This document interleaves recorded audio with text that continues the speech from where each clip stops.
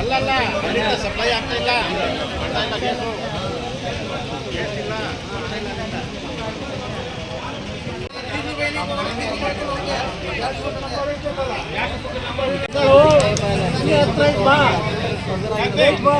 OTP ಆಗಿರೋ ಬಂದವ್ರೆ ಒಂದು ಮುದ್ದೆ ತಿಂದ್ವಾರ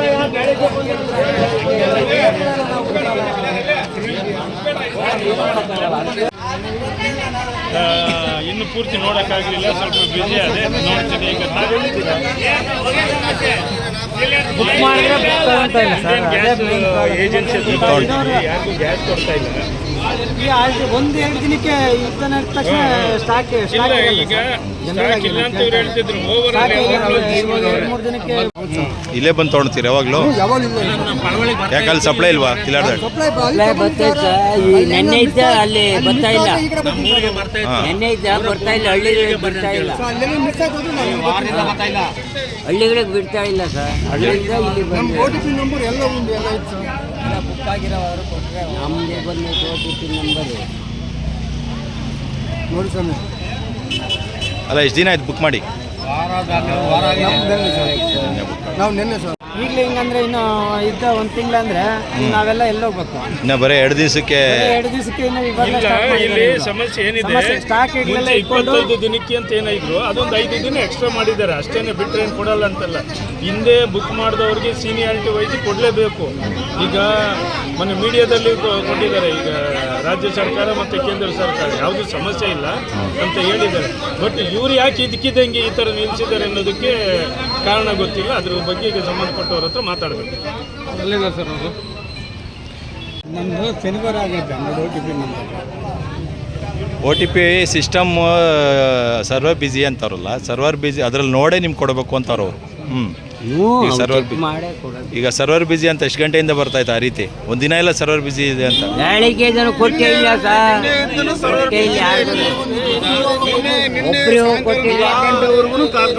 ಬಿಜಿ ಇಲ್ಲ ಅಂತ ಹೇಳಿ ಈಗ ಬಾಕಲ್ ಹಾಕಿದ್ದಾರೆ. ಈಗ 2 ಗಂಟೆಗೆ ಬರ್ತಾರೆ, ಊಟಕ್ಕೆ ಹೋಗ್ಬಿಡ್ತಾರೆ. ಈಗ 1 ಗಂಟೆ ತಿರ್ಗಾ ಸರಿ ಇಲ್ಲ, ಸರ್ವರ್ ಇಲ್ಲ, 4 ಗಂಟೆವರೆಗೂ ಕಾದಿದ್ದೀವಿ. ಊಟಕ್ಕೆ ತಿರ್ಗಾ ಸರ್ವರ್ ಇಲ್ಲ, ಎಲ್ಲೋ ಒಂದು ಇನ್ನೊಂದು ಕಂಟಿನ್ಯೂ ಗ್ಯಾಸ್ ಸಿಗಲ್ಲ ಅಂದ್ಬಿಟ್ರೆ ನಾವೇನೋ ಒಂದು ಪಡ್ಬಡ್ಲು ಬಿತ್ಕೊಂಡು ಹೊಟ್ಟೆ ಕಟ್ಗೆ ಎಲ್ಲ ಇನ್ನೊಂದು ಮತ್ತೊಂದು ಏನೋ ಮಾಡ್ತೇವೆ. ಅದು ಇಲ್ಲಲ್ಲ, ಈಗ ಕೊಡ್ತೀವಿ. ಈಗ ಸರ್ವರ್ ಬಂತು ಇಲ್ಲ. ಬುಕ್ಗಳೆಲ್ಲ ಇಸ್ಕೊಂಡಿದ್ರು, 4 ಗಂಟೆವರೆಗೂ ಬುಕ್ಸ್ನ ಇಟ್ಕೊಂಡಿದ್ರು. ಆಮೇಲೆ 4 ಗಂಟೆಗೆ ವಾಪಸ್ ಕೊಟ್ಬಿಟ್ರು. ಪ್ರಾಬ್ಲಮ್ಮು ನೆನ್ನೆಯಿಂದನೂ ಇದೇ ಪ್ರಾಬ್ಲಮ್. ನೆನ್ನೆ ಹಂಗೆ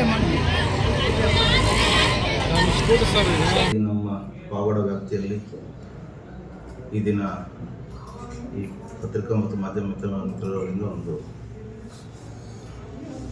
ಕಂಪ್ಲೇಂಟ್ ಒಂದು ಬಂತು.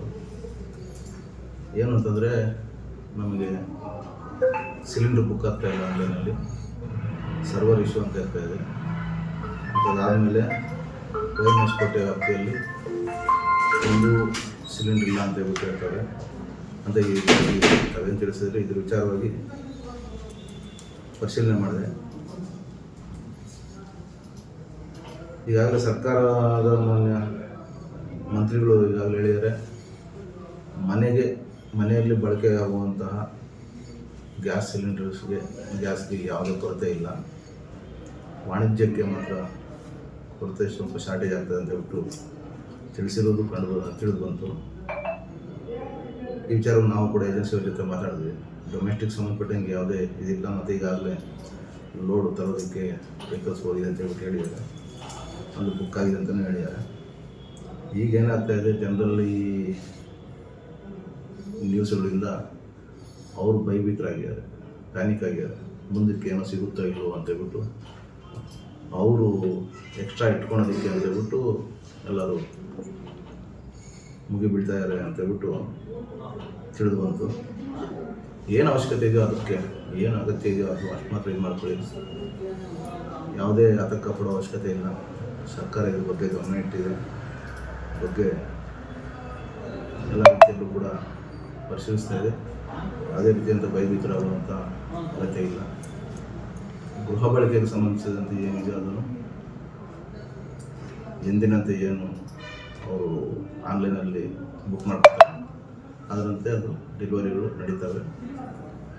ಈಗ ಈ ಗಾಳಿ ಸುದ್ದಿಯಿಂದ ಆ ರೀತಿ ಸಾರ್ವಜನಿಕರಲ್ಲಿ ಸ್ವಲ್ಪ ಭಯ ಬಂದಿದೆ ಅಂತ ನಾನು ಅಂದ್ಕೊಂಡಿದ್ದೀನಿ.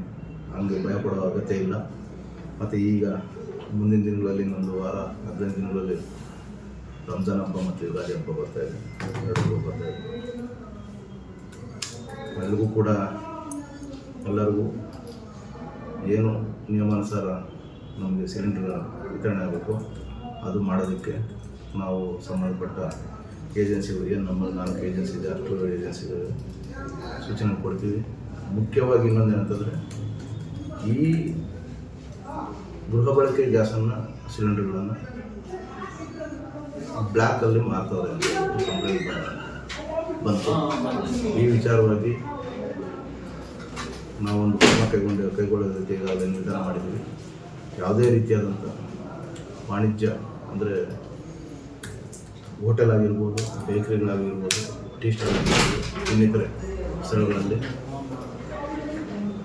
ಅವರು ವಾಣಿಜ್ಯ ಇದಕ್ಕೆ ಸಂಬಂಧಿಸಿದಂಥ ಸಿಲಿಂಡರ್ಗಳನ್ನು ಮಾತ್ರನೇ ಅವರು ಉಪಯೋಗಿಸ್ಕೋಬೇಕು. ಯಾವುದೇ ಗೃಹ ಬಳಕೆ ಇರುವಂತಹ ಸಿಲಿಂಡರ್ಗಳನ್ನು ಯಾವುದೇ ಕಾರಣಕ್ಕೂ ಉಪಯೋಗಿಸಬಾರ್ದು. ಈಗ ನಾವು ಪಟ್ಟಣ ಪ್ರದೇಶಕ್ಕೆ ಸಂಬಂಧಿಸಿದಂತೆ ಚೀಫ್ ಆಫೀಸರ್ ಅವರಿಗೆ ಮತ್ತು ಗ್ರಾಮಾಂತರ ಪ್ರದೇಶಗಳಲ್ಲಿ ನಮ್ಮ PDOಗಳಿಗೆ ಒಂದು ಸೂಚನೆ ಕೊಡ್ತಾಯಿದ್ದೀವಿ.